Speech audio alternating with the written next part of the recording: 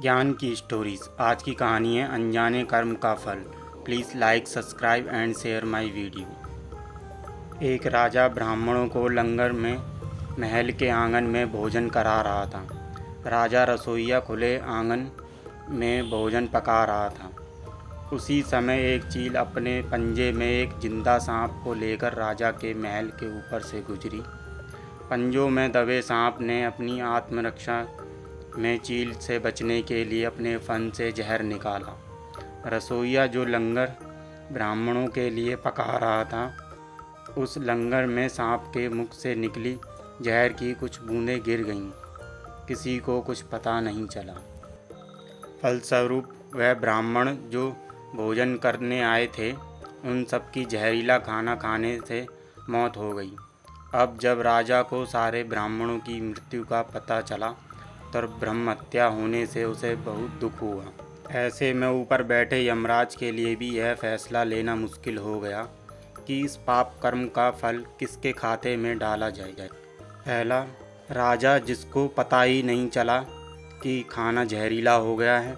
दूसरा, रसोइया जिसको पता ही नहीं था कि खाना बनाते समय वह जहरीला हो गया है। तीसरा, वह चील जो जहरीला सांप लिए राजा के ऊपर से गुजरी। चौथा, वह सांप जिसने अपनी आत्मरक्षा में जहर निकाला था। बहुत दिनों तक यह मामला यमराज की फाइल में अटका रहा।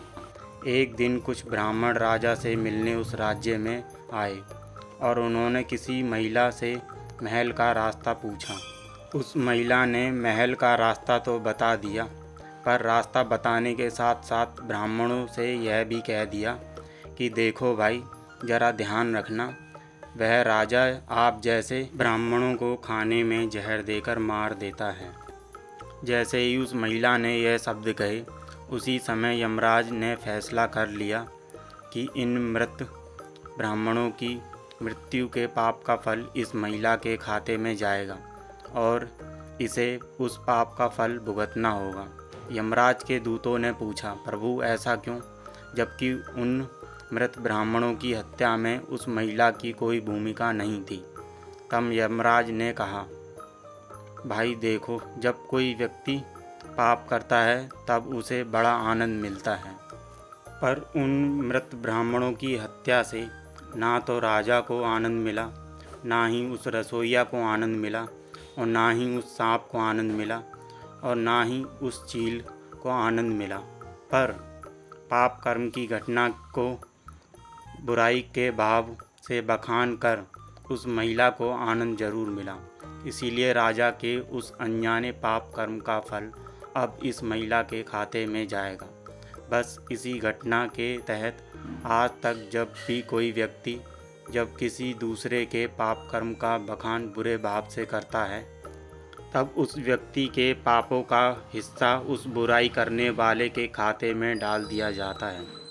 अक्सर हम जीवन में सोचते हैं कि हमने जीवन में ऐसा कोई पाप नहीं किया, फिर भी हमारे जीवन में इतना कष्ट क्यों आता है। यह कष्ट और कहीं से नहीं, बल्कि लोगों की बुराई करने के कारण उनके पाप कर्मों से आया होता है, जो बुराई करते ही हमारे खाते में ट्रांसफ़र हो जाता है। जय Shri Ram. Please like, subscribe and share my video. Thank you.